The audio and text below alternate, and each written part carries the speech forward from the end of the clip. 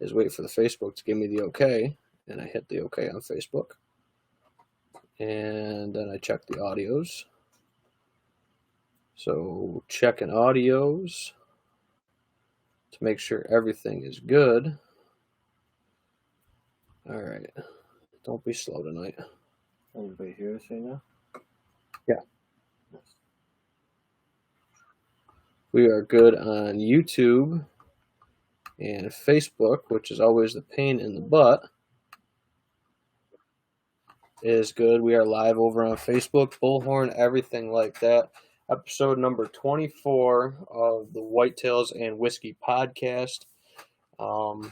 Let us know where you guys are tuning in from, what you guys got going on tonight. And I guess to start it off with the whiskey, well, first, actually, let's welcome Brandon to the show. Sorry, Brandon.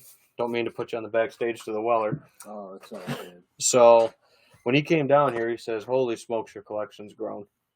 So I was like, well, what do you want to drink? He's like, I don't know. So we poured little like communion glass tastings.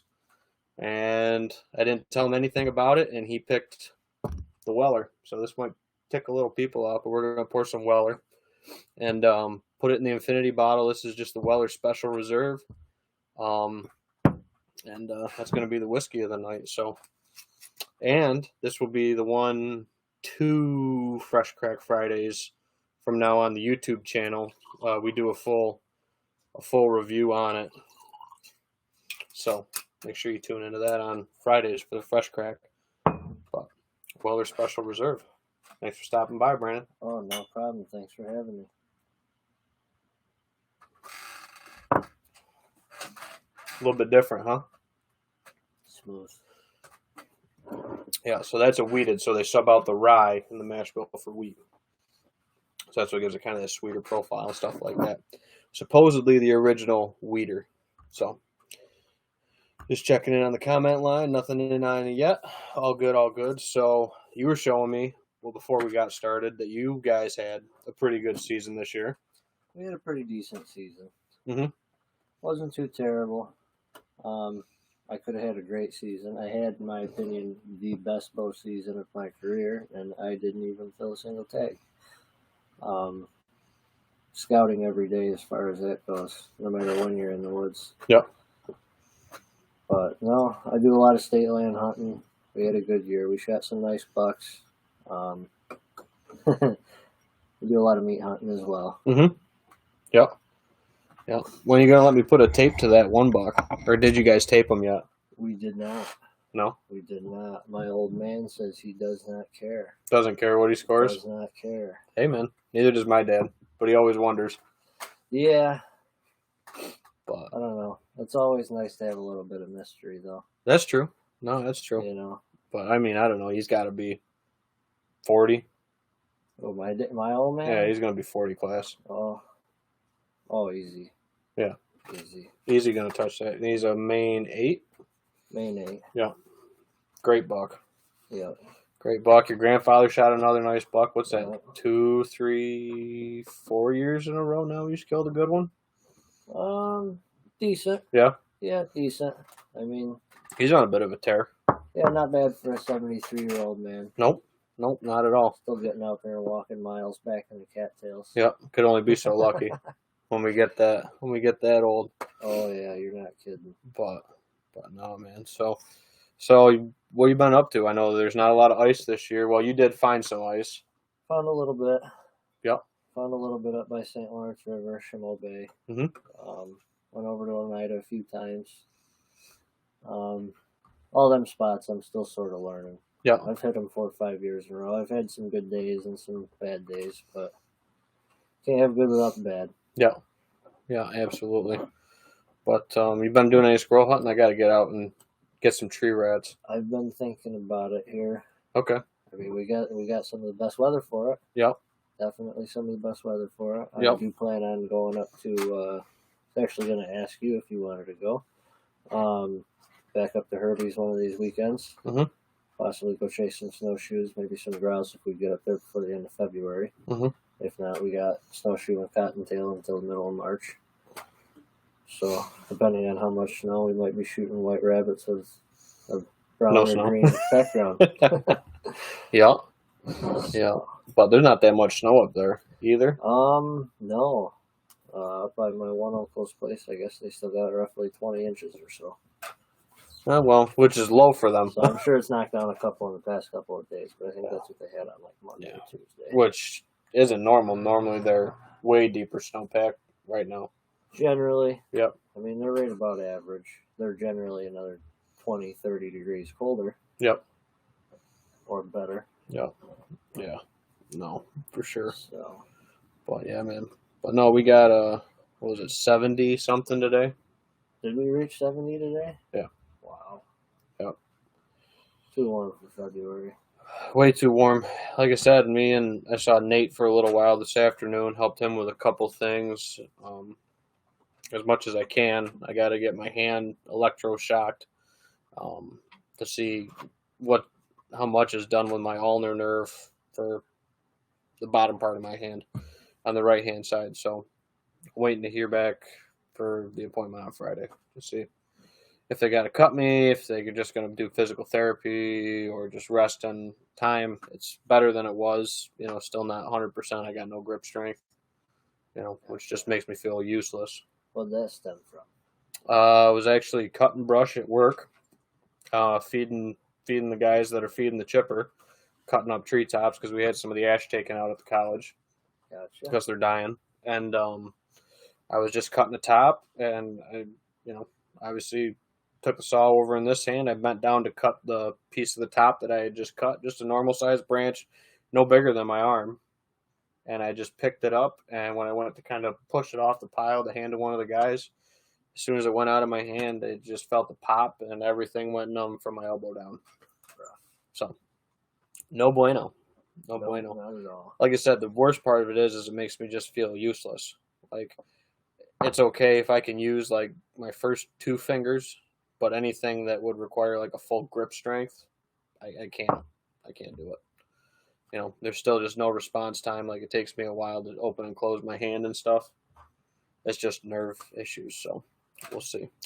I had a comment come in from Tyler. He said, which Weller you got there? Weller Special Reserve. Just the plain Jane green one with the twist top.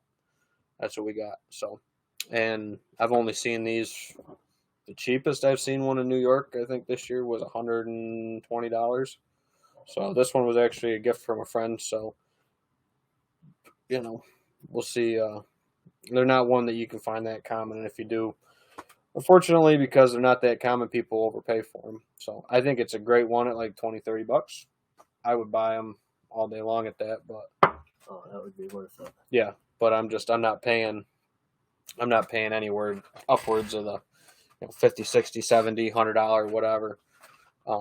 So I just got to have a road trip to or through Ohio at some point to go grab a bunch of them. Maybe grab a case of them to stock them up, because this is, like I said, one of my favorites. And like I said, this one's coming up in a Fresh Crack Friday.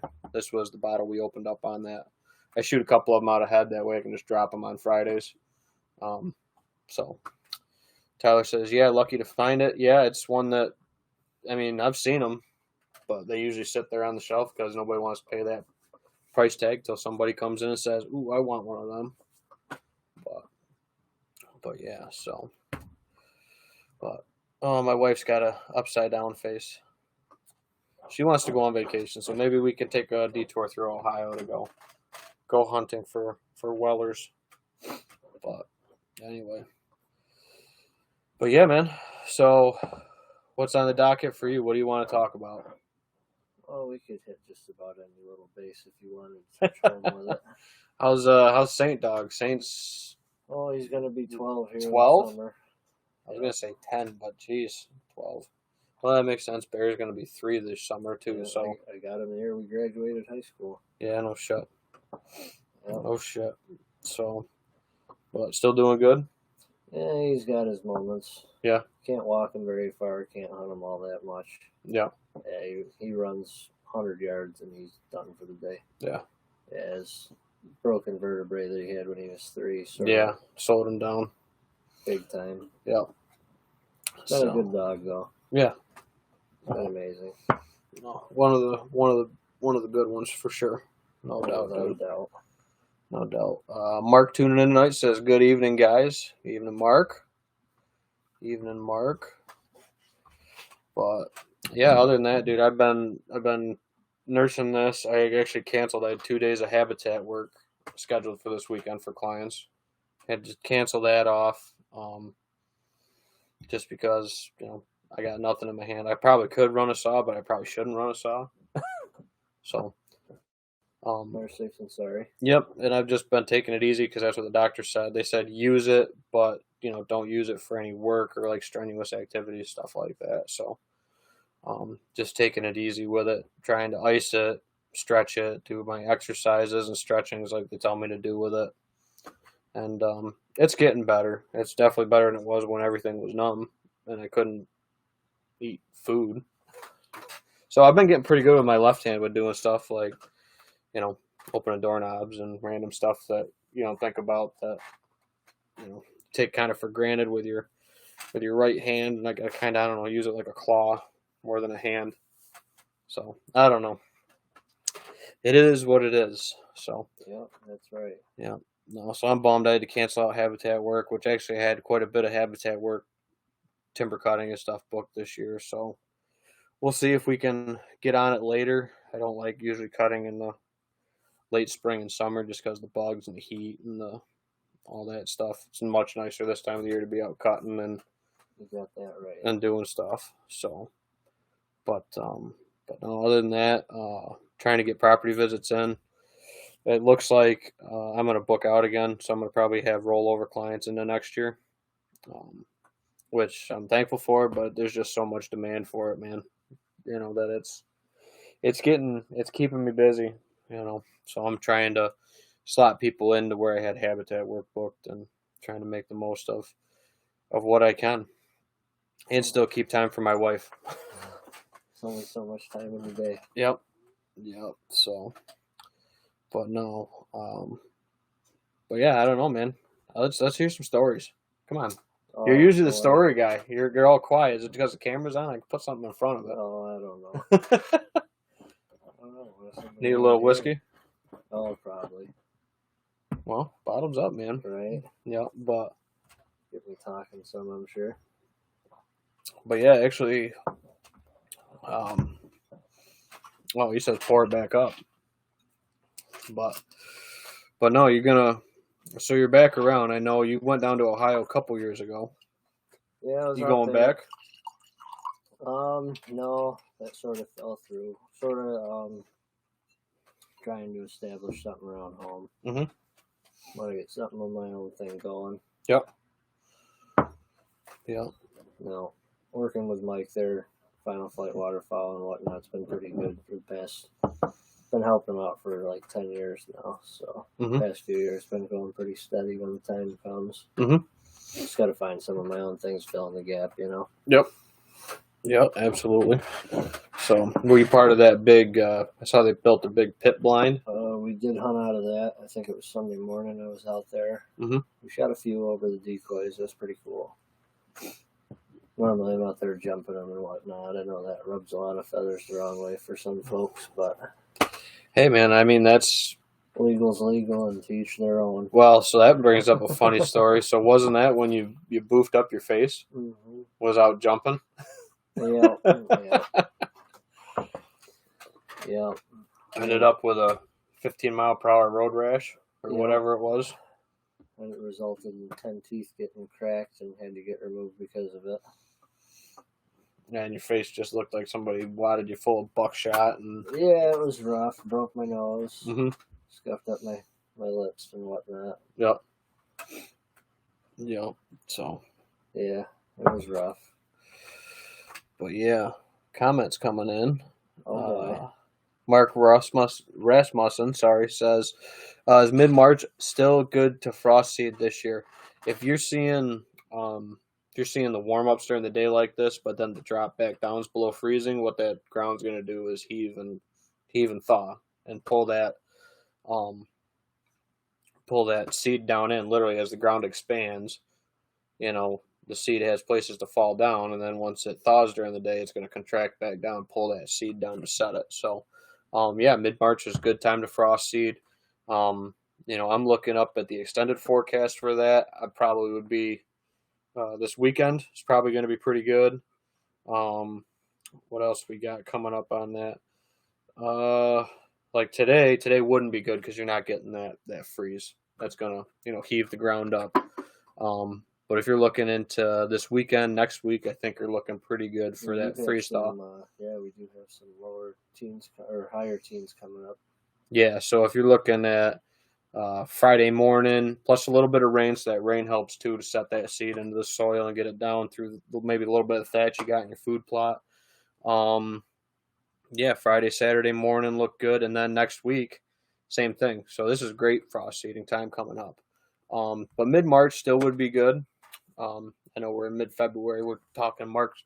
We're saying mid-March, but it just depends on the temps. You can get it out there now. I think everybody's going to be ahead of schedule this year. I think so too. The only thing that's not ahead of schedule is, and as I say this, I have two of them sitting on the bar, is sheds. I think I looked at cameras because of the light winter. I think I have a lot of bucks still holding. Oh yeah, on my properties. Yes. So I would say be real hesitant to go out there.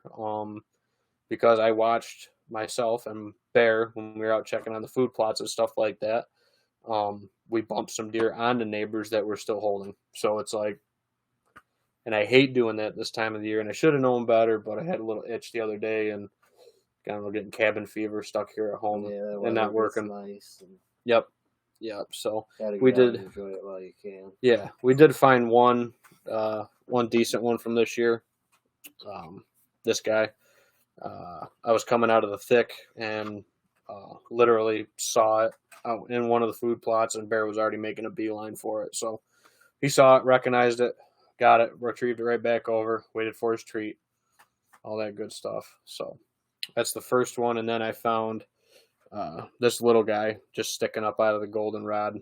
Just happened to be walking on the edge of one of the food plots, and there that one was from last year. So, but I looked at cameras, and to no surprise, majority of the bucks that made it through are still holding on my piece. So, but they're all looking fat and happy, so I'm not complaining. But that one he broke a little bit hard, but not anything hateful. I don't think I've seen him break way harder than that. Oh yeah. So I think he'll be okay. But that's the thing too. Once you get a little bit stronger age structure and there's a little bit more competition, like I still had bucks on camera sparring in January, and I don't know if I had any February sparring, but January for sure. And then actually that reminded me of this. Oh, that doesn't feel good. Do this arm. So make sure I get this right. Extreme Element Outdoors. I saw these actually on a Facebook ad, and I reached out to the guy. These are shed antler tags for marking up your sheds for year to year, so you don't got to write on them with Sharpie or anything like that. It's kind of just an oversized zip tie, but he's got a nice flat point on it there where you can write on, where you found it, what deer it might be, stuff like that. So I bought a few of them, and then he sent me some to talk about on the podcast, so I wanted to make sure I talked about those. And I think they're called shed tags, but I think they're going to be coming real handy. I mean, this is one I put on one of St. Patrick's from a year before. Just kind of a cool little thing. You can write what deer it is, what year it is, whatever. If you're tracking deer over multiple years, I think it's going to be a good one for when I go to shows and score and stuff like that. I can write like Brandon brought his deer in, so I can write your name right on it and put a zip tag on it. That way, keeping them straight and, keep them organized for people. I gave a bunch to Mike Perez to help him label up deer at the shop, which he did 112 shoulders he took in this year. Yeah. Yep, which beat last year. So Nice. He's still growing, which you can't complain because he's gone full time with the taxidermy. So, good. And then I think he said they did 60 something euros too. So he's got that. He's got a couple bears, a couple full body fox and coyotes. He's got a bunch of stuff going on. So, good. He's been busy. Yep, been definitely busy. But the problem is just like everything else in the world right now, everything's on back order or out of stock, or the supply chain's super slow for him. So getting forms in a timely fashion like that was kind of a deciding factor for me with the two forms I went with for my bucks. Yeah. Was what was available or what was still being shipped. One that's Gotcha. not that hard to come by. So, but we picked him out, and he's definitely soaked for that. It's a little bit different project. He's never had one before. I'm going to mount them both on a bourbon barrel. And do them because of the podcast and all that stuff. That'll look nice. Yeah. So, and they're going to set right over on the other side of the bar, and we'll be sure to show you guys when it comes in. But their hides are all back. They're all tanned up. He's just waiting for forms. So, which we got those ordered this past week. Me and Nate went there, dropped our deer off, and double checked our forms. He's actually starting Nate's buck, I think, this week. His bow buck. So nice. That should be done pretty soon. But Andy says sweatshirt is great. Thanks, Andy. Thanks for grabbing a sweatshirt. We still do have sweatshirts. Got green in every size but 2X and 3X. And we have brown in various sizes. I can't remember right off without looking at my sheet. So we do still have them available. We sold a bunch. Well, I shouldn't say a bunch. We sold 5 of them at the Valentine's Day sip and stroll that me and Nate went and poured at in Phelps. We brought a bunch of whiskey, and we turned, I think, some people on to some, good whiskeys. Actually, the first one I poured Brandon tonight was one of the ones from the sip and stroll, and he's like, it's good, but it's not what I'm feeling tonight. So I guess I just had to grab a more hard-to-find bottle. Tickle his fancy. So... Dustin says, get better soon, man. Let's hear you guys' thoughts on common mistakes when creating bedding areas with a chainsaw. Oof. What do you think the number one mistake is, Brandon? In my opinion, as far as cutting the bedding areas? Yep. Or cutting trees in general. I mean, we could start with that. Biggest mistake with cutting trees in general for people. Cutting trees in general, I mean, I logged for a few years. There's a big safety factor with it. Obviously, it depends on what you want to do. Do you want a hinge cut? Are you trying to, bedding areas for one? Mm-hmm. A lot of people, I don't know, they almost, in my opinion, they're making it too open and visible from the bedding area to their access points as far as to and from the tree stands. Mm-hmm. That's the biggest, in my opinion. Or, it's a bedding area. Yep. You don't want your tree stand 20, 30 yards from it. Right. Yeah, it'd be cool to sit there and watch them lay down and whatnot, but it depends on what you're out there to do. Right. You're out there to shoot a deer, you're out there to watch them. Mm-hmm. Generally both of which ain't going to happen if you're right on top of where they want to be and you're spooking them out early in the morning. In my opinion, though, the thicker the better. Yeah. I hunt a lot of cattails, marshland, swamps, whatnot. So we haven't really had to make any bedding area anywhere. Right. It's always been there. Mm-hmm. Which I think I want to circle back to that cattail thing, too, after we talk about the chainsaw stuff. But another thing is play it along with the winds. Mm-hmm. You get a lot of, it depends if you're hunting bow season, early, late, and then gun season, whether it be regular gun or muzzleloader. Mm-hmm. My opinion, I would put a bedding area on the east side of the hill, southeast side of the hill if I could, to get away from the northwest winds. Mm-hmm. Deep snow even, you're always going to find the deer on the back side of that. Strong winds. Yep. Those leeward side of hill faces and stuff, yep. Just to get out of the wind. Mm-hmm. It's anywhere from 10 to 20 degrees warmer. Oh, absolutely. Knock the wind chill out of it. Mm-hmm. Like, what was it? 4 years ago, we had that, 3 foot of snow on Thanksgiving? Yeah. I hammered deer. Yeah. I had a good year that year. Yep. I think I went out 6 days, shot 9 deer or something. It was great. Granted, a couple of those days were the end of bow season, but no, it was a great year. And almost all the deer that I ended up getting in the deep snow were all on the southeast sides of either a hardwood thicket or hillsides. Yep. Even if it was a couple feet. Like, I'm hunting the one section I hunt's all plains, it's flat ground. I mean, the only hills are the woods. Yep. And they're up little drumlins. And then it's nothing but cattails. Right. But everything was on the downwind side. Yeah. And it would turn 3 foot of snow into 6 or 8 inches of snow. just because of the protection and deer are lazy, Mhm. you know, and a lot of people overthink stuff. Mhm. But it don't hurt to know a little extra. Yep. No, I think those are two really, really good points with that. Is obviously the location is going to be everything. You know, Yes. keeping it away from your access, away from your stand locations. That might sound counterproductive to a lot of people, but if you can put, like you said, bedding on a leeward side of a ridge, and you could get around the point of that ridge where they're going to transition through naturally with like topography or whatever, you just hunted that movement without busting up any of that bedding or any of that stuff. Yep.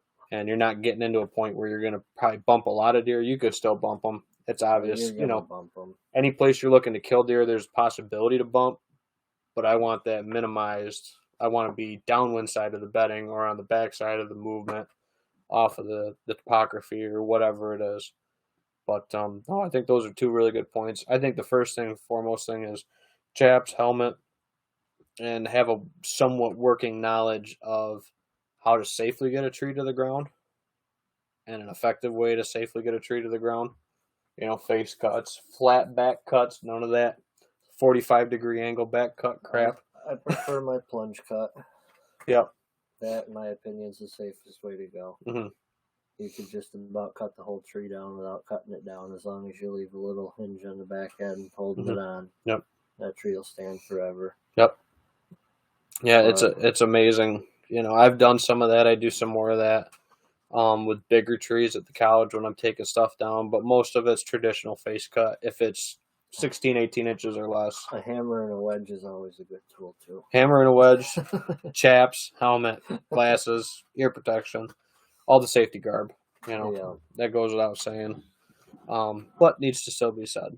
But yeah, I think those are two really good points. Like you said, the location of it, and then making that fit where you're looking on your piece of property to put that.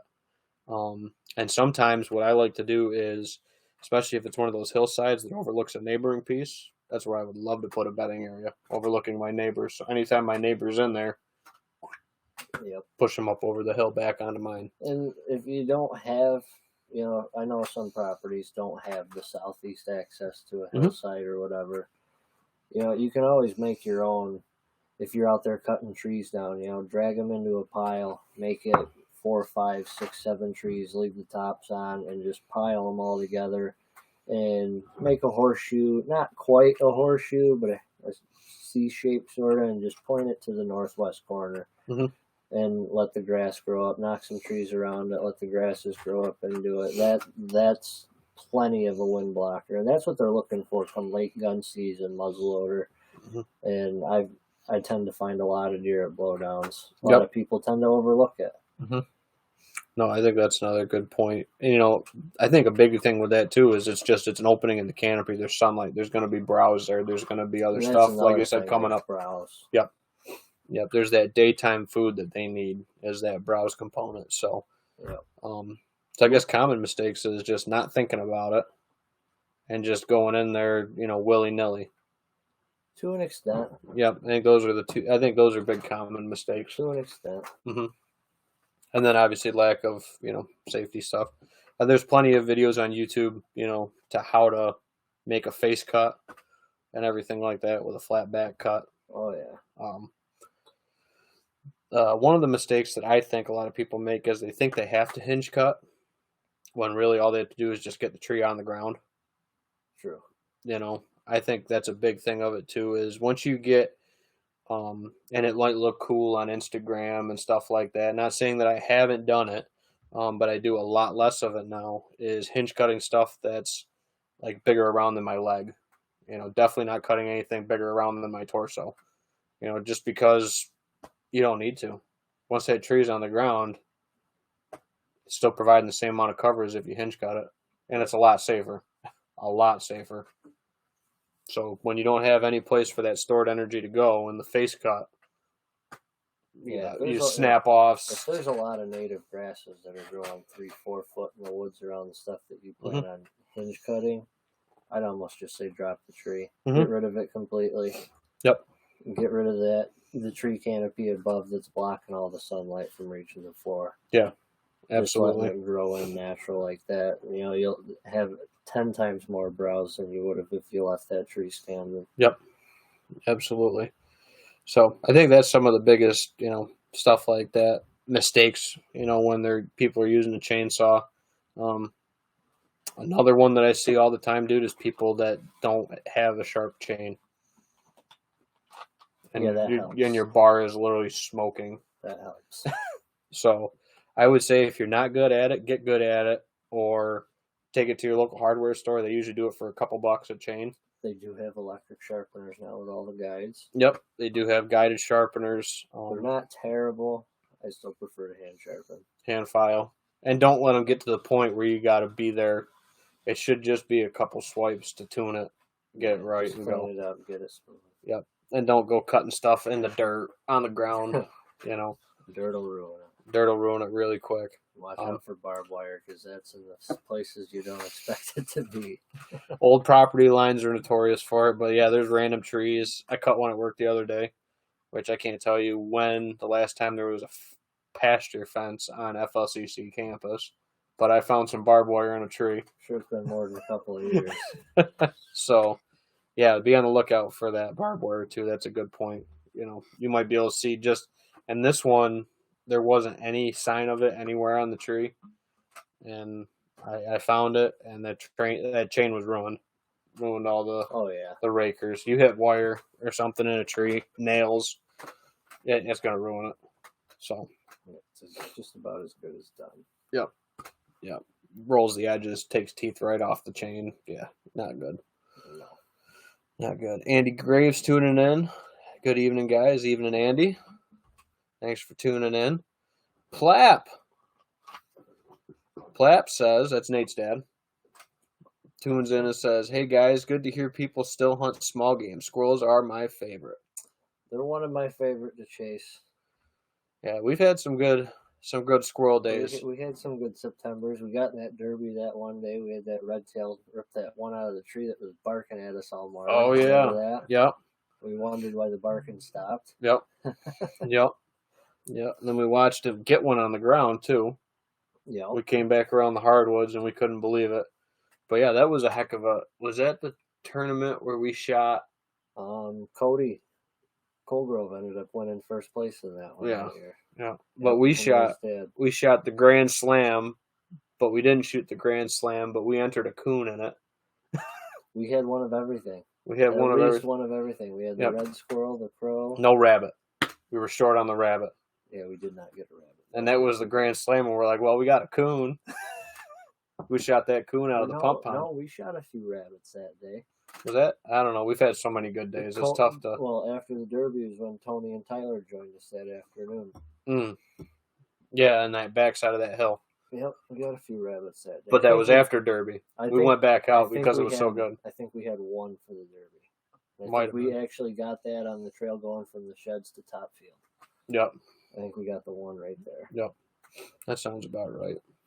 So, but yeah, I mean, we got so many fox and coyote right now. The rabbits, the rabbit numbers have been down. It's getting terrible everywhere. Yeah, and I think, and I saw Andy's comment. He says we don't have many squirrels anymore because of the fishers, dude. I cut fisher tracks at the farm. I've got them on my cameras everywhere. I honestly believe the turkey populations are taking a whack because of those as well. Oh, I would agree, 100%. The state piece that I hunt, it's a 742 acre chunk that I hunt. Mm-hmm. I'm down there every year, whether it's turkey, deer, ducks, geese, squirrels, rabbits, you name it, fishing even. Yep. The fishers, I've never seen them down there up until probably 4 or 5 years ago. Before that, I could go down on this piece and there was 6, 7, 8 longbeards. Mm-hmm. And don't get me wrong, I was taking my poke at 1 or 2 of them every year. And then there was always another 8, 9, 10 jakes every year. And I mean, this is since I was 12, all the way up until I was 22, 23, 24 years old. Yep. Steady number of birds. Started seeing the fishers. I could go down there now. I'd be lucky to see 1 time, maybe 2 jakes the whole season. Yep. And I do my fair share of working in the woods. You know, whether it be walking, scouting, actually hunting, scouting, And no matter what I'm doing, if I'm down there fishing, I'm still looking for deer tracks or whatnot. I do more than most. Yeah. I work for what I got. Well, you get out what you put back into it. Well, that's how I feel about it. And sometimes I got to put a little more into it, but right, it's that sweet reward at the end.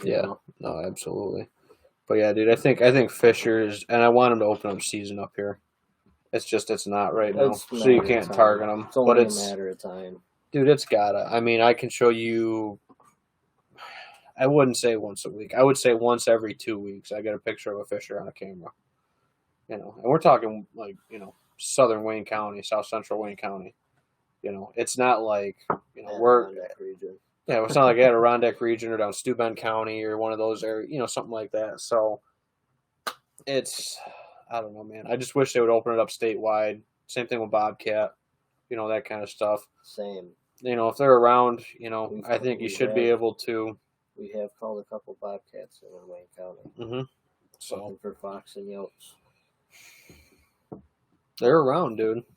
You just don't see them that much. Same thing with snowshoes. Yeah. I mean, mm-hmm. you look at the state map there where the snowshoe area is, and yeah, where it used to be shaded and where it's not shaded. Yeah, I think it's 8F's, so like one of the only units in the whole state that you can't shoot them because we don't have them. Right.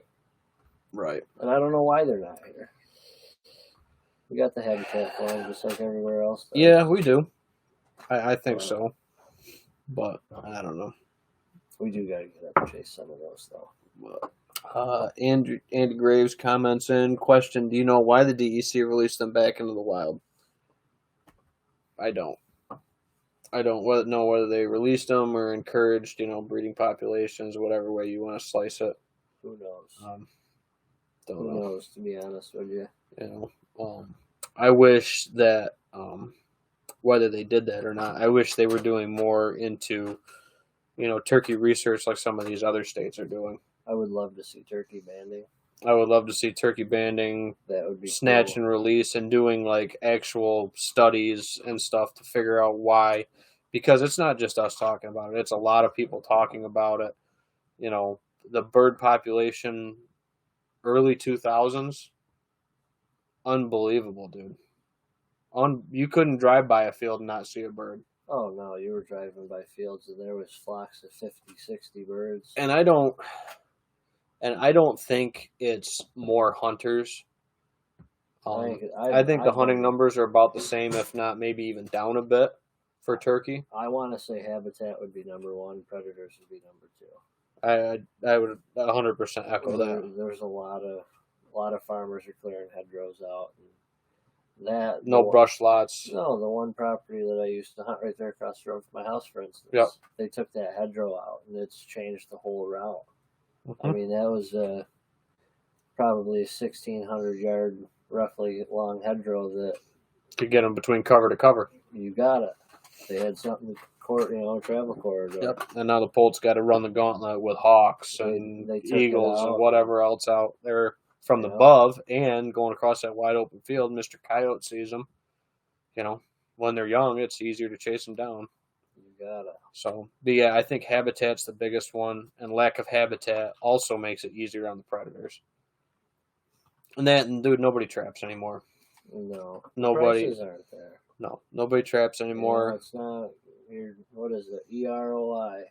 Something we learned back in 9th, 10th grade. Mm-hmm. Cirilla's class. Yeah. If he tunes in once in a while. He likes some of my stuff still. Well, that's one thing that class that stuck with me, and that goes no matter what you're doing, whether it be work, life, hunting. 100%. That's right there. So, but no, it's I think habitat, like you said, you hit the nail right on the head. A lot of people want to just blame the predators, but it's not. That's part of it. I would definitely say it's top three. And then I guess environmental factors you could play into that too. Yeah, if you get the wet springs and the eggs don't want to hatch and whatnot. Well, it's tough, and I mean we raise turkeys and chickens and stuff like that here, so I know a lot of some of the stuff hand in hand with that too, and they don't start cooking until mom sits on them, which a lot of people don't know that. Mm-hmm. So literally she'll lay a nest and they don't start developing, and this is why they all hatch at the same time. Otherwise, you'd have one hatch one day, one hatch another day. They don't literally start cooking, I call it, until mom starts to sit on it. So, and if the eggs that are in the nest, let's just say we get 2-3 days of monsoony rains, she might abandon that nest or lay a small clutch, whatever you want to call it, just because the egg's spoiled, because that protective membrane on the outside of that shell is got washed out, compromised. Absolutely. So that has a lot to do with it, and there's just not good habitat places for them to nest anymore. There's no hedgerows. There's no, mixed brush lots or whatever you want to call it for it anymore. No, and a lot of people aren't doing. I mean, take PA for example. Look at they're a pro logging state. New York's been anti-logging for a long time. You look at PA and how they run. Say they got a 500-acre chunk of woods. Mm-hmm. Year 1, they'll do 100 acres. Year 2, it's the next 100. Rotational cuts, yep. Well, then you get all your stages mm-hmm. of a healthy, in my opinion, what would be a healthy forest. Mm-hmm. You have your early successional all the way up to the old mature hardwoods, whether it be the oaks, the walnuts, and all that. Yep. And all that can be obtained in a 5 or a 10-year plan. Yep, and rotating management, and yep. And not just taking the best and leave the rest. Managing the wood. You got it. Equally across the board. You may have to take pallet logs. And mm-hmm. Don't get me wrong, you'll have firewood logs and all that. Yep.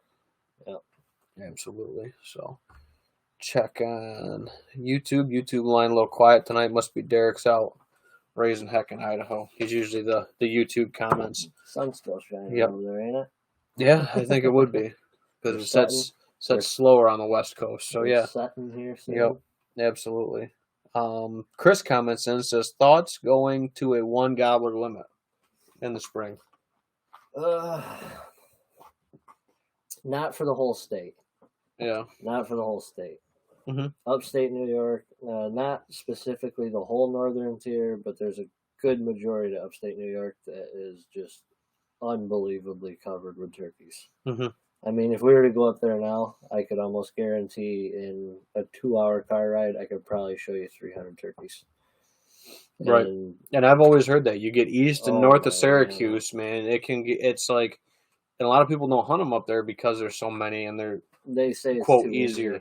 My grandfather's cousin, he goes, I went out, he goes, opening day, he goes, I think I let 17 jakes and 7 longbeards walk by. He goes, all the longbeards, they were 2-year-old birds, I guess you mm-hmm. could call them. Yep. 8, maybe 9-inch beards. And he knew that on the property there was a flock that had 5 longbeards in it that were all, 9.5, 10-inch, nice mature 3-year-old, 4-year-old birds. Mm-hmm.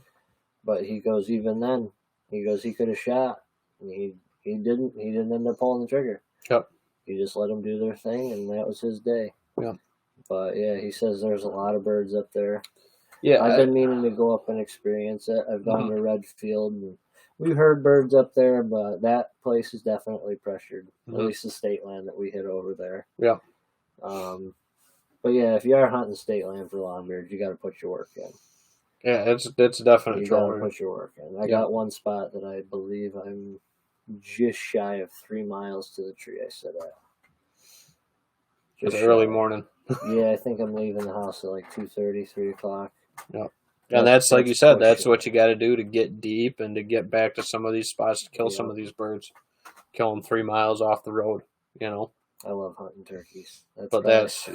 Absolutely. That's my favorite thing to chase. And I think my thing with the 1 bird limit, I think you'll run into this more is, I think it won't end up in less birds getting killed. And what I mean by that is we ran into this conversation with Nate on the 1 buck rule. No doubt. Not everybody's filling both tags, mm-hmm. for one. Yep. I think it's a very small percentage of people. There's a good percent. Yeah, exactly. I mean, I think I said it on that one podcast there a few weeks ago that I was talking to you guys. Mm-hmm. I was pretty steady on the comment. Yep. Back when we were in college, my one professor told us, for every 1 deer tag filled, there was 6 people that went without filling any tags. Mm-hmm. So if I filled 3 tags, that's 18 people that didn't fill a single tag. Mm-hmm. that's the ratio that they put on it. You know, Yep. It's a little crazy to sort of wrap your head around, along with the Yeah. supposed 600 to 800% more tags issued than the population of deer. Right. I don't know. I wouldn't be opposed to maybe every other 2 years or every other year, even say 1 tag this year, 2 tags next year, 1 tag the year after. All right. I mean, you can't complain with that, really.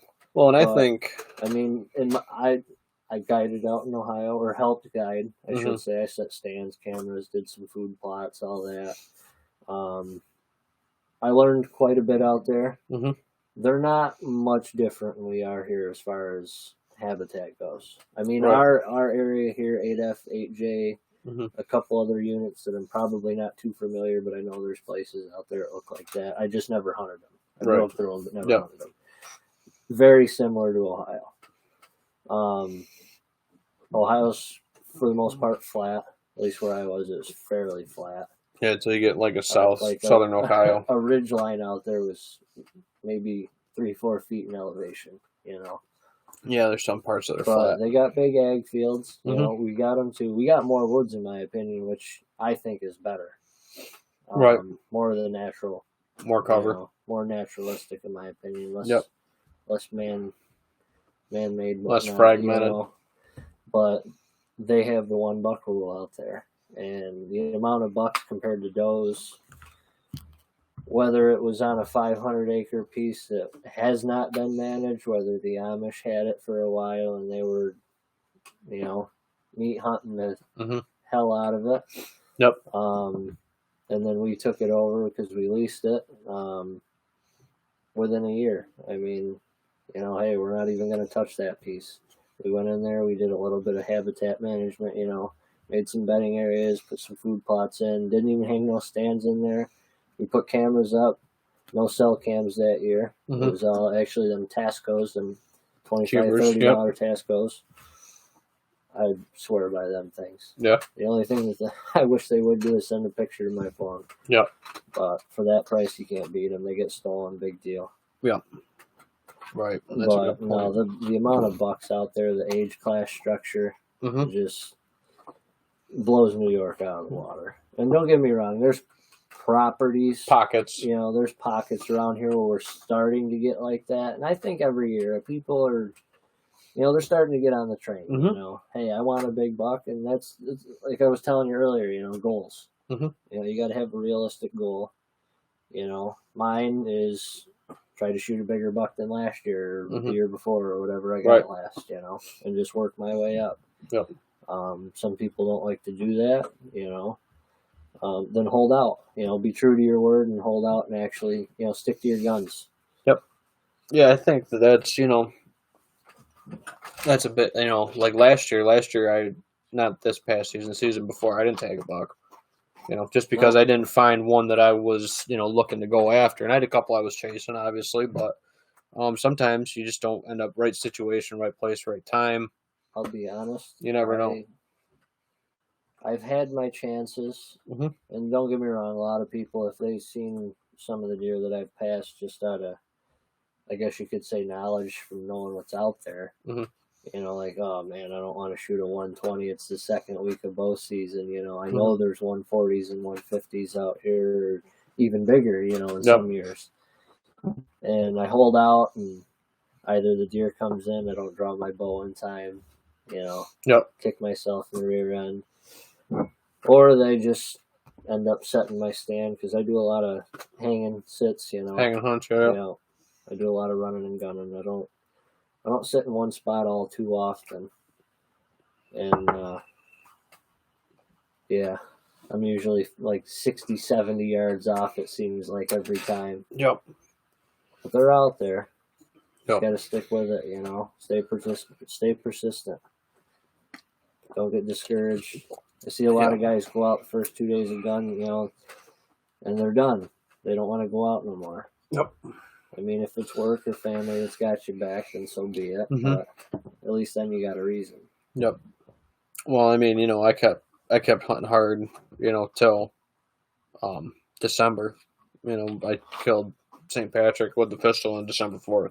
So, and that was like I always say, if I can get the deer that either I'm chasing or wanting to maybe get a little bit older on properties I hunt, if they can make it through opening day and make it through Thanksgiving and Thanksgiving weekend, you got a pretty good shot. You got a 50-50 shot they're going to make it. There's at least a high percentage of people that go out, or they're done opening weekend or maybe second weekend, but after that, Thanksgiving. Yeah, right around Thanksgiving. I mean, you get your family hunt, big groups of people go out, do their drives and whatnot. But or their group sets or whatever. Thanksgiving, a lot of people either get burnt out or they're just done with it, Yeah, I would even up that maybe to 75% chance that somebody's not going to get them.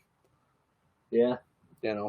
The only thing you run into with that, though, is the people that are still out there are usually better hunters or more committed hunters too. So, but I think it's at least 50-50, 60-40, 75-20. I mean, whatever way you want to slice it. If they make it through those first 2-3 weekends, they got a lot of chance of making it. That's another thing. You get towards the end of gun season, you ain't shot nothing yet. Hey, I ain't looking for that buck no more. You're going to look for something to throw in the freezer even. Yeah, and that's, And that could come back and bite you. That buck could be 50, 60 yards behind that doe or something. And it's always possible. And I mean, I shot, you never know how it's going to shake out, but I talk about it. Outlaw just over your shoulder. I was going to shoot the doe because my uncle was in town with his stepson at the time. And I was like, you guys want to go on blood show? I got this nice big mature doe. They were eating acorns in front of me with, had another doe with her and a fawn. And I was like, I'll shoot this one mature doe. I said, she's right here. She's eating acorns. She's not going anywhere. No, we're going to get going, go back. They had a long road trip back that day. And, lo and behold, put my phone away 5 minutes later. Here, Outlaw comes down the ridge, pushes that doe that's eating acorns in front of me. So he might have skirted outside me, might not even have showed up. Who knows? I might have been walking out to the truck. Never know. But that comes down to whatever you end up taking, you got to be happy with it. No, absolutely. And this is the first year, and I'd have to look at my whole tag, my punch tag board out in the barn. This is the first time in a long time I didn't kill a doe this year. But I didn't need it, dude. I mean, I got, let me think, St. Patrick, I got 107 pounds of meat from. And Hornet, I got like 78. So I got almost 200 pounds out of 2 deer. I mean, that's a little bit above. That's a ton of deer, and that's above average. Yeah, absolutely. So, Mark says I saw 74 deer from the stands this year. Andy killed a really, really nice 5.5-year-old buck on his piece. So, nice. But yeah, no, there's. And again, a lot of people, too, like you were saying, are getting more to that point where they don't need to shoot that first deer that walks by because the deer population is significantly better than it was in the 80s and all that stuff. I honestly believe it's getting better. Oh, yeah, 100%. I've hunted, I'm Finger Lakes area, I'm from Clyde. Yep. I do a lot of hunting, Lyons, Clyde, Sodus, Savannah, Montezuma. I've hunted over Port Byron. I've been all over Wayne, Cayuga County, northern Adirondack region, down to even like Ovid, Watkins Glen area, some of the state pieces. Seneca County, you've been. And I honestly believe, and a lot of people argue this, I believe there is more deer per square mile in St. Lawrence County than there is down here. I see more deer up there than I have ever seen down here. And I do more hunting down here. Yeah, I could go up there a week during, the early muzzleloader season up there. Mm-hmm. I could show you 60 deer in that week up there. I mean, I'm putting a few miles on, right? But I'm going to either it'd be bedding areas or thickets. Yep. Little beaver swamp type deals, cattails. Mm-hmm. The thickets. That's where I'm finding the deer. I'm not finding them in the open pine lots or whatnot. Yep. But downwind side of the hills. Down in the valleys. Yep. No, I think that's a good point, where if people are saying they don't have, good deer property to hunt or are seeing, the deer and success that they're wanting to see, there is some stomping public, and there's some great sometimes, public, dude, if you just even get in your car and drive 40 minutes, to find a just piece. be willing to walk, pack a lunch, and go on a hike. Yep. The added benefit is you could shoot a deer. Yep. Right. I mean, really. Yep. Go explore some new ground. I mean, not for nothing, but being that it is public, there's always a chance that you're putting your feet where nobody else has ever stepped before. Yeah, at least that season for sure. Yeah. No, it's absolutely. So yeah, Mark says saw 74 deer in the stands last year, second year on the property. Bo Hunt comments in. He's been quiet the last couple of weeks on the comments. Says 74 deer. I haven't seen 74 deer in 5 years. It's different. I mean, it's pockets. There's different deer densities in different regions for sure. I would say that's about my yearly average. 74 a season. Well, I guess you'd say slightly below average, but very densely populated areas. A lot of sets per year. Yeah. Some days I could go out and see 25, 30 deer. It's not every day. Right. Just sometimes everything just happens to align just right, and it happens. Yeah. So, and that's the thing with it too, is it's, if you, I forget who said it. Is it Einstein? If you keep doing the same thing and expect different results, isn't it the definition of stupidity or something? Insanity. Yes. Okay. Yes. Thank you, Brandon. That's why some people do say we are insane. Yeah. So, and I mean, that's the thing with it. If you're not getting the results you want, try a different approach. Change it up. There is a guy, I don't know if you've ever followed him. They call him the hunting beast. His name is Dan Infalt. Mm-hmm. Yep, I've seen Dan's stuff. From Michigan. Yep. In Wisconsin, he hunts all that stuff up in there, yep. That dude he's got some insight. If you're really looking to get out, like stomp public ground, for instance, or you got your own property. Let's just say the 1 year the bucks that you're looking for just aren't there. Mm-hmm. If you don't plan on shooting a doe and you plan on shooting a 160, but it ain't there, right? Don't waste your time there. Yep. You going out and scouting, say a 1,000-acre state piece or a 500-acre state piece. That's just as productive, if not more productive, than you sitting on stand waiting for potentially nothing. Mm-hmm. Because now you got another spot to hunt. Let's say you go there and, oh my God, there's 3 150s over there. Well, in case in point, and we're going to talk and have them on a future podcast when we can get him and Taylor pinned down, because we're going to talk about hunting out of state public. But Tomes, he killed a bigger buck on public this year than I killed on private. And he tells me, he's like, I do sit, the piece that borders you and stuff like that, but he doesn't hunt it that much. He likes to save that piece for his wife. And if he gets out late from work, something like that, he likes to go out there. But he's a big public guy and he likes hunting public. And he shot, like I said, score-wise, probably better than both my bucks I killed this year on public. That's the way he runs that. I guess you could say the way he's hunting now, saving the private for, whether the right deer, right situation. Yep. Or, my opinion, youth hunter, old ladies, whatever. Somebody that doesn't get a chance to get out but once or twice a year. Yep. I also like to save I don't want to say guaranteed pieces. Your permission spots or whatever. My private pieces, I know there's deer there. And if I'll mess with them the first week or two of bow. Yep. And then I'll leave them alone. Even during the rut, leave them alone. Right. Let them go into middle of shotgun, almost that last weekend of shotgun. I may venture out and I guess you could say do my scout. And I don't run very many cameras, if any at all. I didn't run any this past year. And I don't think I ran but maybe 2 or 3 the year before. And do my scout in that last week of shotgun, get ready for muzzleloader. Yep. And come muzzleloader season, it's been low pressured. Nobody's been on the piece. It's basically a sanctuary. Yep. And every time I go in there, I could go 3 days in a row. If it ain't been touched the rest of the season, it's ready to rock. Pickings. They're there. Yeah. Absolutely.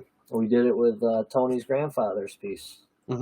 For 6-7 years we did it over there. Yep. Step in when the time was right. Situation's good. Let it soak. And then my state pieces, I like hunting that during the rut. My opinion, I think we really get right around here, peak, in my opinion's got to be right close to about open weekend of crossbow, maybe a few days later. Mm-hmm. But that for peak chasing, seeking, that opening week of crossbow is just usually dynamite. I mean, in I think what was I telling you? 8 days. Mm-hmm. I seen 46 deer. I sat the same exact stand. I think 5 of those 8 days was sun up to sundown, and then the other 3 I think was 2 morning sits. Well, because your activity was still there to sit that spot and warm it. And I seen deer every day. They were walking underneath me, walking around me. I seen 6 bucks. In my opinion, I'd score them over 140, maybe even over 150. Because my dad got the one, and I think he's 40 he was plus one of the easy big ones. But yeah, he's 40 easy. Great buck. I mean, they're out there, you know. But that's the thing. You're not going to shoot the monsters if they're not there either. And right now, in my opinion, is the best time to go scout for them deer. They're back on their normal patterns, like early season, like I would say October 1st to, well, obviously when season opens, but right to about first week in November. I mean, they're right on their about, their normal patterns again. As of right now.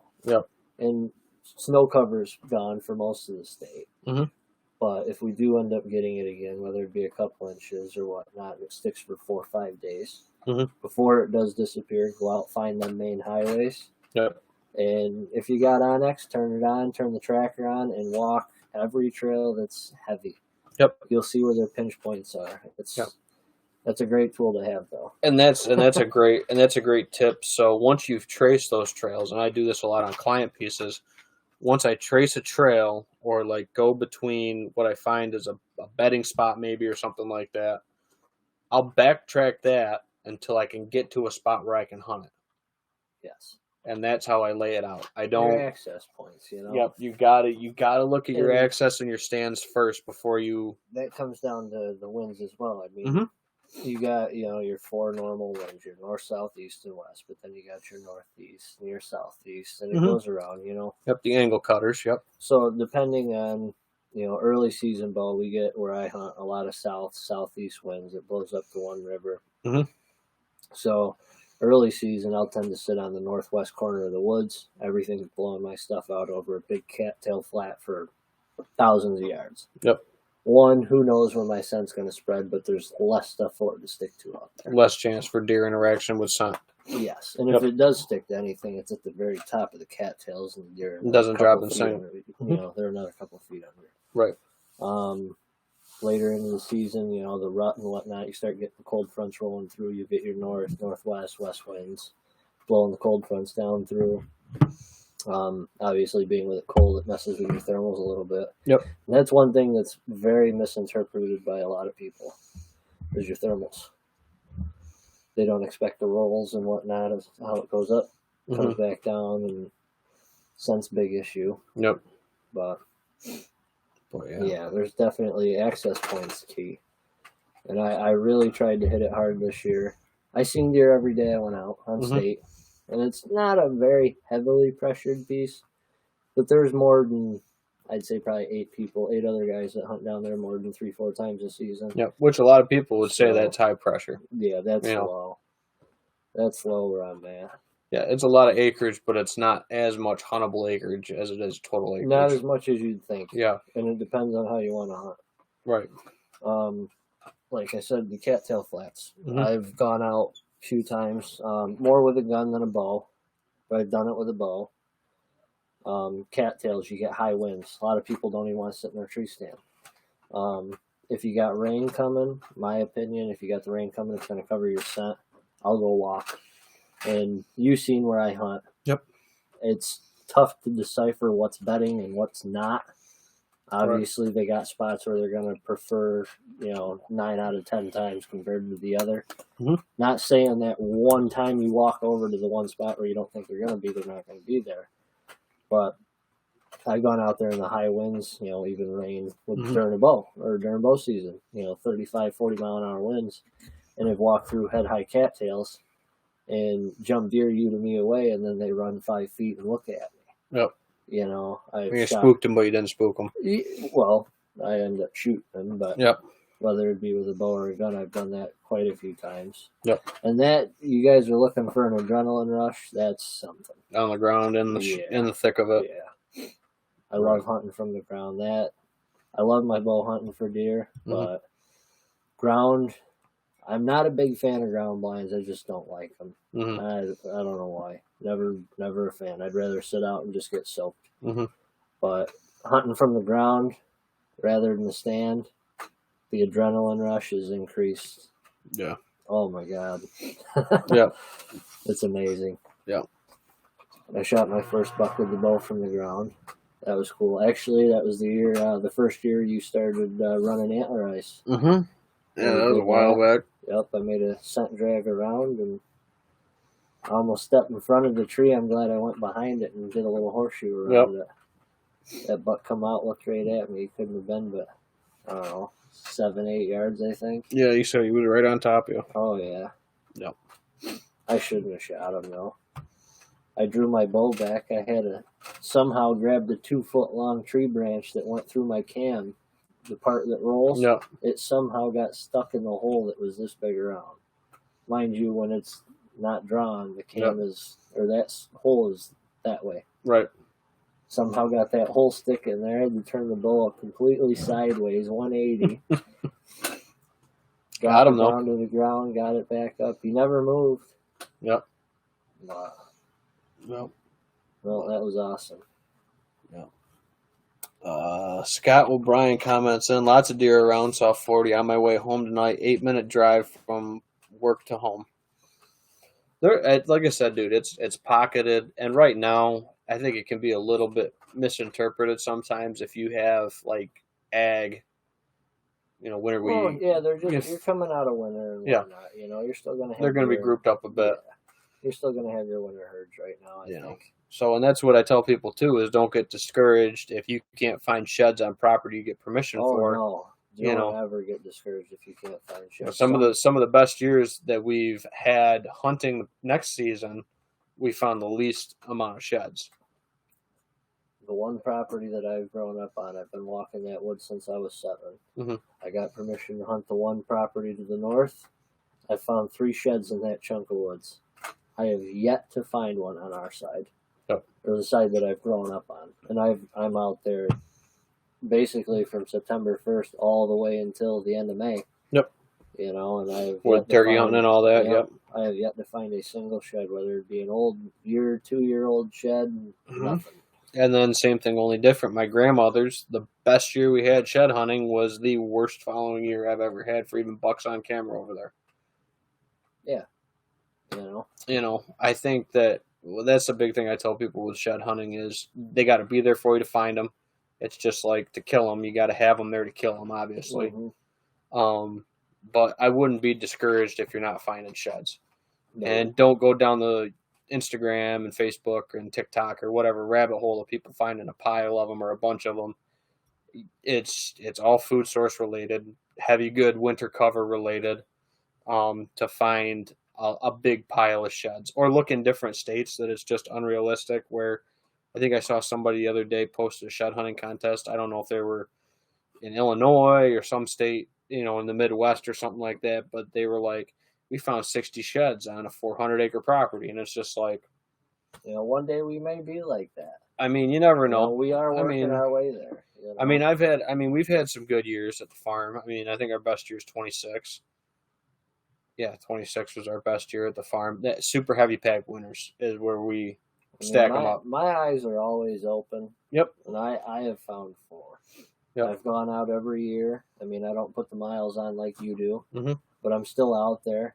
Yep. I still put on probably, I would say, all of 12 to 14 miles a year. And I've only found 4. And I've been steadily looking since we got out of high school. Well, and I've been walking with you a couple of times, and you know how much we grit it and how much I put. Like Nate always jokes about it, that I get the tape measure out and I start yelling at people when they're getting too far apart. Well, between that and we got the dogs running. Yep. I mean, they're not world-class shed hunters, but they know what they're looking for, just like we do. And and and that's a good point too with it, that this past year, CJ was out with us. You've been out with CJ before. You know CJ. He found one dude, moss covered, oldest, big freaking shed. It's actually right over here, dude. We walked by this thing 5-6 freaking years at least, and it's a big shed. Oh wow! So we've talked about this on other episodes. We walked by that how many times? Do you think? Where'd you find it? Right kind of off the main trail, not far from the main trail by Second Trail there. Really? Just going out to turn around. Yep, found it right there off to the left. He said he looked down, he went under a tree, he looked down, and he saw some of the fresh chewing on it. So for everybody that's looking, this is what they look like after they've sat outside for who knows how 4 or 5 at least. It's been a couple. And we've walked by this thing for years. I mean, so long that it's got moss growing in it. You know, almost chewed right through. And that was not a slouch of a deer. No, that was a nice, respectable buck. That's 30 class. I mean, he's got, look at the mass out here, dude. Mm-hmm. Probably 30 class, whatever. Probably a 2, 3, probably a 10-point piece. He's definitely hit the dry age. Oh yeah, he's got the dry score right now. So yeah, CJ found that one last year, and I was like, oh man, that's cool. You know, he's like, I didn't even think it was an antler till I saw the little chew marks on it down there in the mud. I was like, yeah, for sure. Steve Bogart comments in. So Steve Bogart and me have kind of become reacquainted. Oh, hey, Steve, what's going on, buddy? He likes his whiskey too. How could you not? Yep. So Steve says, what you think about the Special Reserve? Not terrible. Not terrible. Like I said, I mean, it's one of my favorites. If I could find it, I would enjoy it more. There's really not too many I don't like. Right. Comes down to, I don't know, mood, you know, like we tasted a few earlier. Actually. That one I gotta know. I gotta know if Brandon would like this. If he likes this, he could take this whole bottle home with him. Oh, I'll take it you don't like it? I've tried, dude. I have tried so much with this bottle. And this is a good caveat to this is once you get a flavor you like, this is not my flavor at all. Once you get a flavor you like, I would say stick with that or stick with that group of distillery or whatever.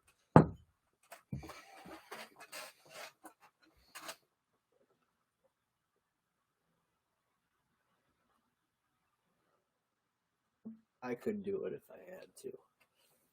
I wouldn't prefer it. So if for everybody wondering, this is George Dickel. I will not put this in the infinity bottle. I will not make anybody drink this either. I should have asked you that before. It's not terrible though. Okay, so I'm going to ask you a question. Do you get a Flintstone vitamin aftertaste with it? A little more than faintly, yeah. That's my turnoff with it, dude. I just get such a strong Flintstone vitamin one with that one. That you can definitely get that taste. I think it's the water there in Tennessee where they do that one. About like that 5-6 minute mark after you swallowed every little chunk down. Yeah. And that's the turnoff for me on it, dude. And I can't get that flavor out of my mouth with it. I haven't eaten one of them probably 25 years. Bro. Yep. So no, that was that's the George Dickel. And again, a lot of people like it. You know, I know somebody that likes, that's the 13 year, I think. I have somebody that says like the 15, I think it's the 15 is amazing. I wouldn't spend $50 on another bottle, let alone what the 15 year costs. So I bought it because I'm like, oh, a Tennessee whiskey, that's cool. I don't have that many Tennessee ones. They're mostly Kentucky's and New York's and stuff. So I was like, I'll try it. And then as soon as I had it, I was like, I can't. So if you like it, it's yours. Anybody, I'm trying to find somebody to come down here that likes it. So maybe somebody in the comments will like that. But no, that Dickel's just not my flavor. The Weller, though, it's good. I just wish I could find it more. When I did my beginner bar for $300, which I crammed 10 bottles onto that list, surprisingly. So I made a pretty good list. My substitution for Weller, Special Reserve anyway, is the Maker's 101 was my substitute because that's a wheated. And like I said, you're not going to get one that tastes exactly the same because everybody's got their own recipes and their own, warehouses and all that stuff. but I think the Maker's 101 is a great substitute, and for $40, I think it's the best weeded one that I've had so far. And I have a couple more weeded ones that I've picked up that I'm just waiting on Fresh Crack episodes or somebody that comes over and says, hey, I like that one. And then we open it or whatever. But anyway, Scott O'Brien comments in, I find most of my sheds from a tractor cab rolling hay fields and winter wheat. My eyes are on the hunt and hedgerows. Hey, at least you're finding them. Absolutely. Yeah, I know Scott does a lot of farming and tractor time and stuff like that. And that's the thing. If you have like winter wheat fields and stuff like that, that's a great place for them. I mean, this one would have been in a turnip and top seeded with rye, but same idea. Speaking of winter wheat type fields, Gemma's place, for instance, the apple orchard. I mean, the way she grew the grass around in there was just about winter wheat almost. Yeah. I found a lot of sheds walking the edge of that. Yep.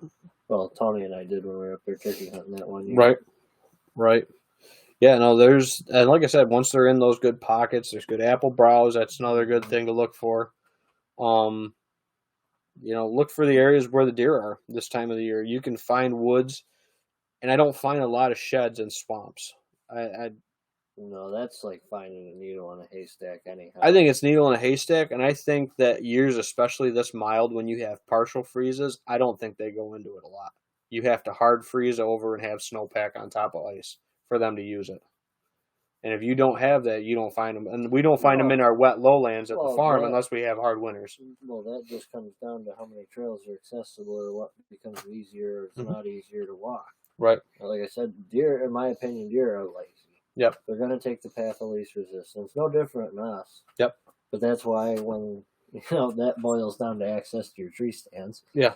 But, right.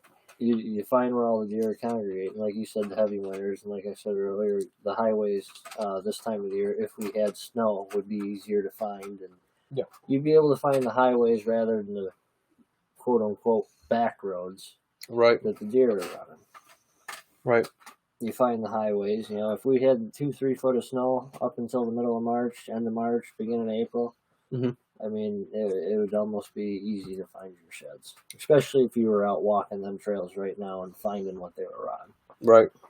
Putting that side note in your phone, or if you had Onyx or a mental note in the back of your mind, and Yep. Keep on them. There's Derek coming in on the YouTube line. Says, hey, fellas, I'm late to the party. Hope you guys are doing good.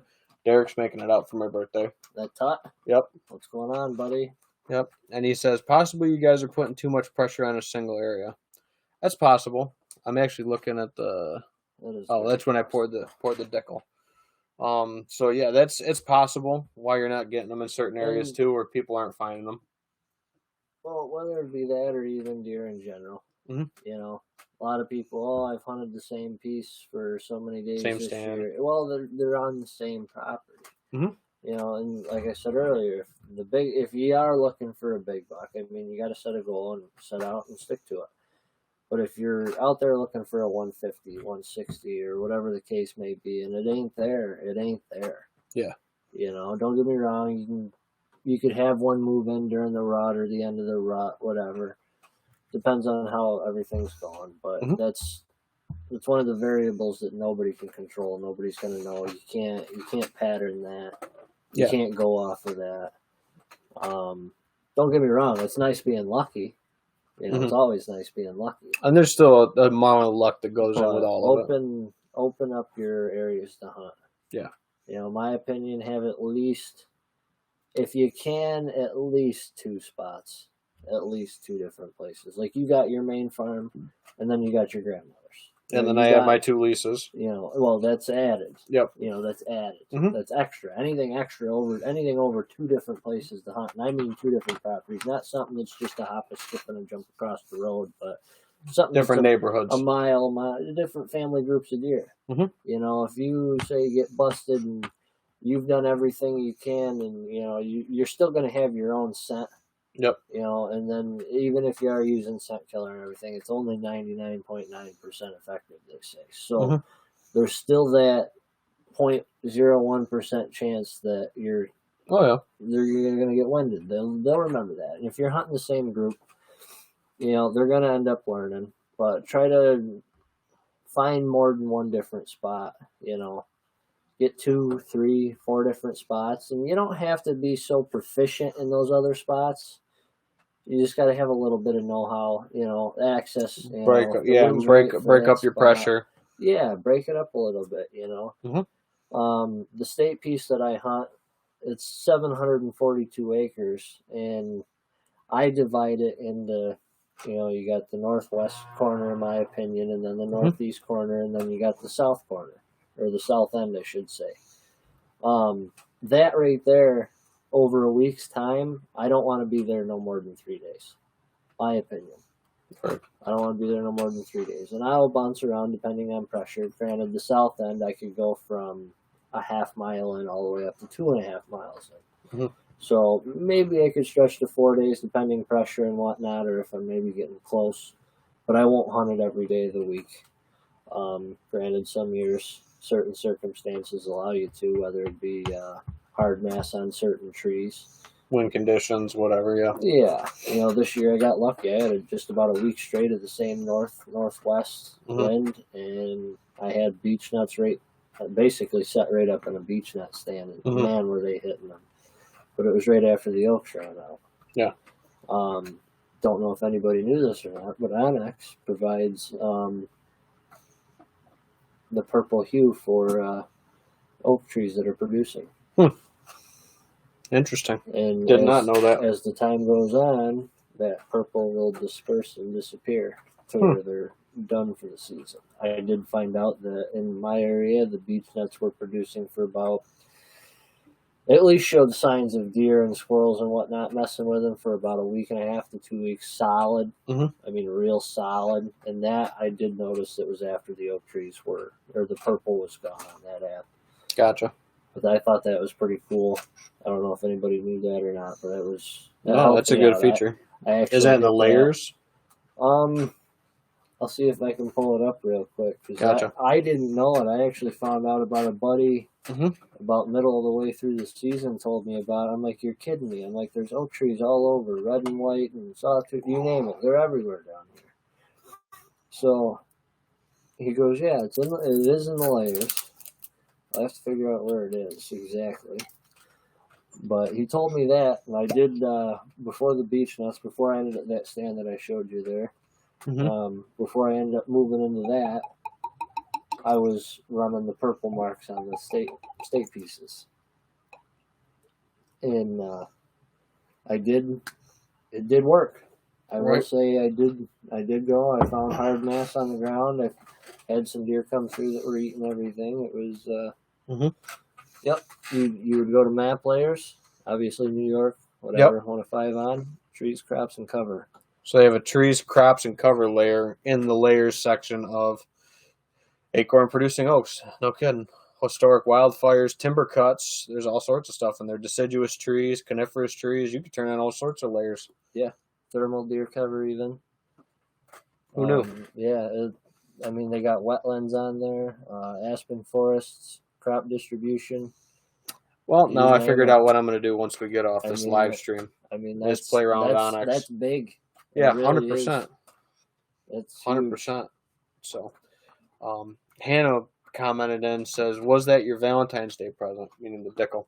Similar looking bottle, and I actually just cracked it up and opened it because I haven't had this yet. I have a bottle. My wife got me one for Valentine's Day because she's like, Buffalo Trace makes it. So I was like, sure. I said, that's awesome. I appreciated it. And so she said, was that your Valentine's Day present? So to be fair, I figured we'd pour just a little. It's like just a communion tasting of the Sazerac that I got for my wife for Valentine's Day.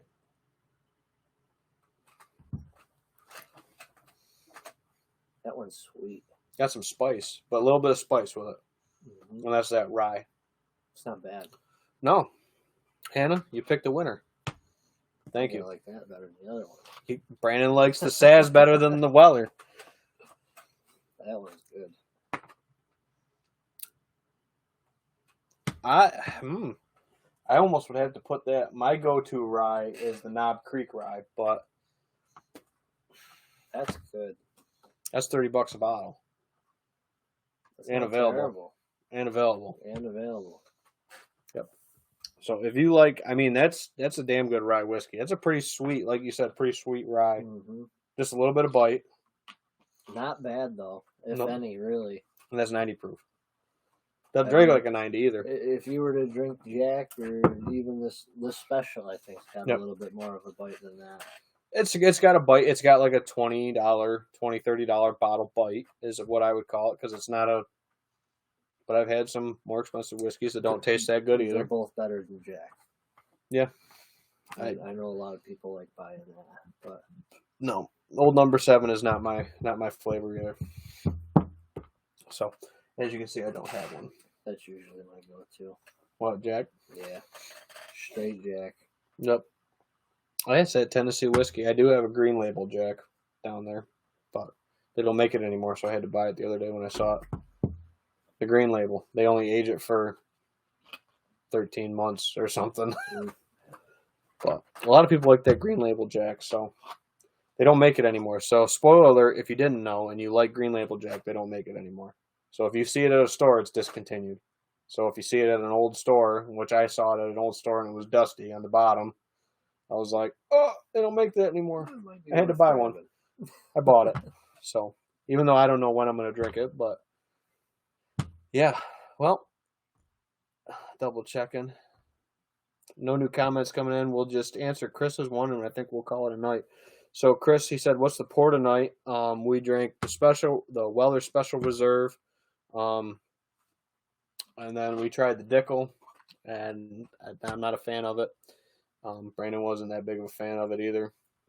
And then we opened up my Valentine's Day present from my wife, which was the Sazerac rye, and I'm kind of bummed that I haven't opened the one that I have, because that was pretty good. I would highly recommend that one. If you see it sitting on a shelf right now, I would go pick up the Sazerac. And Brandon says he likes it better than Weller's. So, yeah, that's pretty good. That's your tip of the night. So thank you, Brandon, for coming on. Usually we do no problem. Usually we do one last little toast. What do you want? You want Saz? Sure. If you want another pour, yeah, we'll pour the Saz again. Little communion pour for the sign off. So thank you everyone for tuning in. There'll be a little comment spot obviously at the bottom of this video. Let us know what you think on these videos. There'll be a little box down here, if I'm pointing right, for subscribing to the channel, and there'll be a post over here about some of our previous videos. So thank everyone for tuning into this. We really appreciate it and all the support. Thank you, Brandon, for coming out. no problem. And cheers, everyone. Thanks for having me. We'll catch you all next time down here at the bar. Take care, guys.